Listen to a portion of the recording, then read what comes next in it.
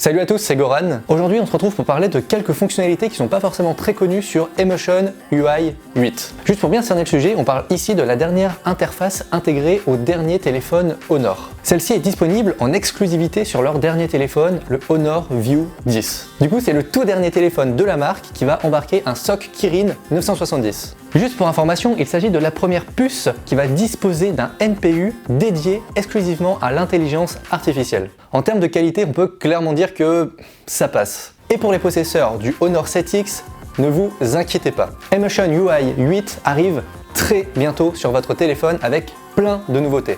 Et du coup, je vais vous parler tout de suite de 5 fonctionnalités cachées. Et c'est ce qu'on va voir tout de suite.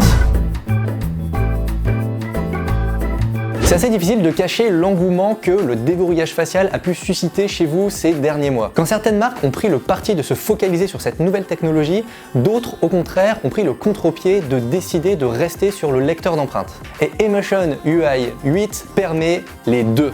Honor trouve en effet que ces deux technologies ne sont pas forcément en opposition, mais elles sont complémentaires. Les deux ne s'utilisent pas forcément dans les mêmes lieux, dans les mêmes conditions, donc les deux sont disponibles. Assez pratique du coup quand vous avez les mains mouillées ou que vous vous retrouvez dans le noir. Une autre nouveauté qui se trouve introduite dans Emotion UI 8, c'est le Game Suite. Game Suite ou Game Suite? Game Suite? Ouais. Game Suite? Bon, on va dire Game Suite. Attends, je vais demander à Clément. Game Suite ou Game Suite? Suite? À la française? À la française. Cocorico? C'est le Game Suite. Alors Game Suite, qu'est-ce que c'est? Eh ben, c'est une fonctionnalité qui va vous permettre d'optimiser toutes vos sessions de jeu comme vous le voulez. Mais alors concrètement, comment ça marche? Dans un premier temps, Game Suite va détecter tous les jeux qui sont sur votre mobile et les mettre dans une seule application. Ensuite, cette fonctionnalité va vous proposer 3 façons de jouer, 3 expériences de jeu complètement différentes. Mode 1, le mode jeu. Ce premier mode va vous permettre d'optimiser complètement les performances de votre mobile sur le jeu pour vous permettre une expérience les plus agréables possible. Elle est surtout conseillée en intérieur parce qu'elle va cramer énormément de batterie. Mode 2, le mode intelligent. Ça va être le meilleur compromis entre les performances et la chute de batterie. On essaie d'avoir la meilleure expérience utilisateur possible tout en sauvegardant le plus de batterie que l'on peut suivant ses performances. Cet exploit est surtout possible grâce au SoC Kirin dont je vous avais parlé juste avant. Et enfin, le mode 3, le mode économie d'énergie. Bon, je pense que vous avez deviné à quoi ce mode sert, mais dans le doute, c'est le mode quand vous êtes en extérieur et qu'il vous reste très peu de batterie, mais que vous avez quand même envie de jouer, ça va vous permettre une expérience de jeu plutôt longue. C'est quand même assez sympa à noter, Game Suite va surtout vous permettre d'interrompre toutes les notifications non désirées pendant vos parties de jeu pour ne pas être dérangé. Et Game Suite va aussi permettre de verrouiller les boutons physiques pour vous éviter les petits accidents de jeu qui ont fait perdre beaucoup trop de parties à beaucoup trop de personnes. Merci Game Suite.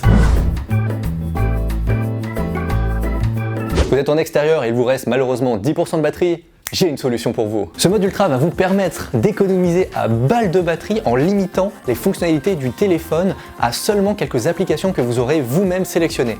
Bon, par défaut, évidemment, ce qui sera toujours activé, ça sera les SMS, les appels, les choses basiques. Bref, avec ce processus, vous allez pouvoir booster votre durée de vie de votre batterie jusqu'à une semaine. Ce n'est pas vraiment une nouveauté de Emotion UI 8, mais c'est une fonctionnalité qui reste extrêmement sous-cotée depuis beaucoup trop longtemps. Et surtout qui est encore meilleure sous Android Oreo, disponible sous Emotion UI 8. Bon, comme j'ai dit, vous pouvez tout de même personnaliser ce mode ultra et mettre les applications que vous voulez. Mais évidemment, plus vous en rajouterez et plus la batterie le ressentira.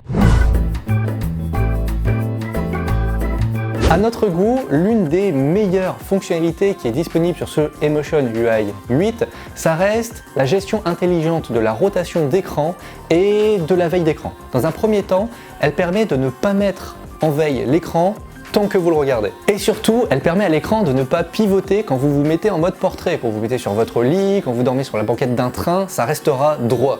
Par rapport à vous, évidemment. C'est plutôt simple, mais c'est carrément pratique. Petite astuce, n'oubliez pas que le mode confort des yeux est disponible. Cela va permettre de retirer un maximum de lumière bleue de votre écran. Vous pouvez me croire, vos yeux vont vous remercier. Enfin, c'est bizarre parce que les yeux, ça peut pas remercier. Enfin, tu vois, t'imagines, ça serait bizarre.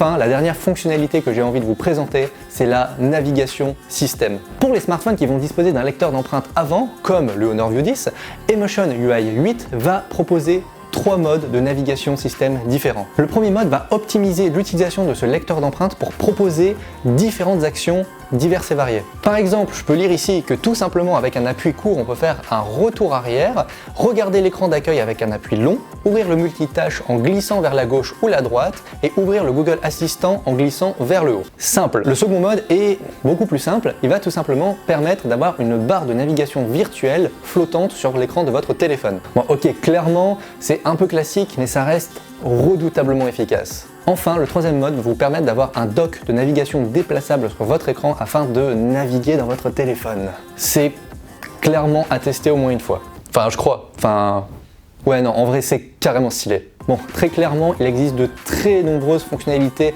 beaucoup trop stylées sur Emotion UI 8 et je ne peux pas toutes vous les lister, c'est juste pas possible. Du coup, on va quand même vous laisser le plaisir d'en découvrir quelques-unes par vous-même. Voilà, c'est tout pour cette vidéo. N'hésitez surtout pas à poser vos questions en commentaire, on fera tout pour y répondre parce qu'on est aussi là pour ça. Mais surtout, pour faire avancer le débat, ce qui serait vraiment intéressant, c'est de savoir qu'est-ce que vous aimeriez voir de nouveau sur ce genre de système. Allez, passez tous une super semaine et on se revoit très bientôt. La bise!